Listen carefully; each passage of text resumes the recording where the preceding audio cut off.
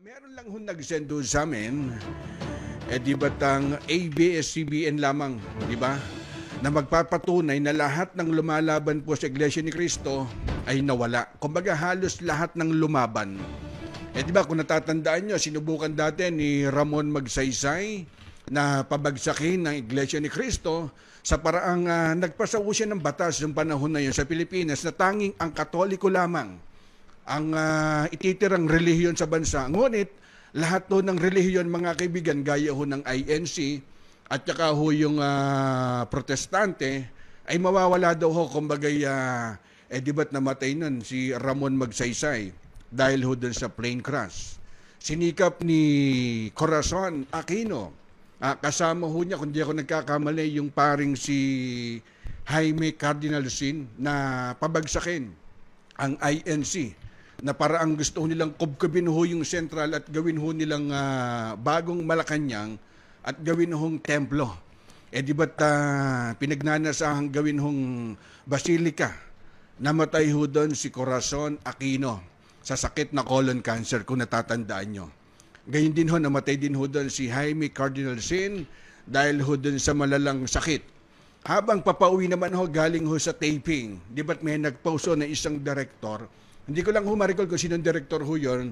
Ayun, si Wen Deramas. Di ba nagpost ho siya sa social media na may halong panlalait, kumbaga kinukutya ho niya laban ho dun sa INC. Kaya siya nananaginip daw ho siya kagabi na yung kanya napanaginipan, mga kaibigan, ay umulan daw ho ng dinuguan at nagtakbuhan. Di ba yung mga kapatid ho na iglesia?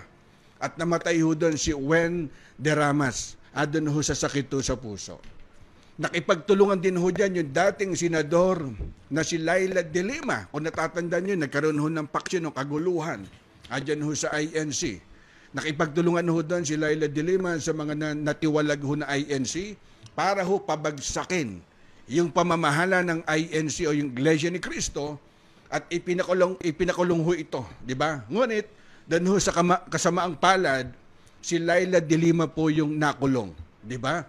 Sa layuning pabagsakin po ang Iglesia ni Cristo, gumawa po sila ng katha at saka bias na pagbabalita ang ABS-CBN upang mapaniwala ho nila, di ba, ang tao laban ho sa INC. Sa kasamaang palad, nag-shutdown ang ABS-CBN. Alam niyo, marami na hong nagtangka na gumiba ho sa INC. Lahat ho sila hindi ho nanalo, di ba? Huwag niyo hong gigisingin yung higanting natutulog. Ito pong Iglesia ni Cristo. Natatandaan ko sa isang Twitter account, may ipinauso doon si dating Senate President JPE, yung dating senador na si Enrile, di ba? Kung gusto mong gumulo ang buhay mo, guluhin mo ang Iglesia ni Cristo, di ba?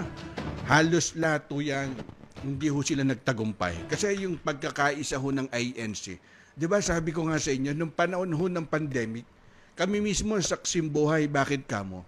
Kumbaga, ikinover ho namin yun, nilabas ko sa aking news column, yung lingap sa mamamayan, nagdo-donate ho sila sa mga bawat LGU. Yun po ang misyon ng INC o ng Iglesia ni Cristo. Kaya yung lahat na nagtangka, nagibain, lahat ho sila, hindi ho umubra.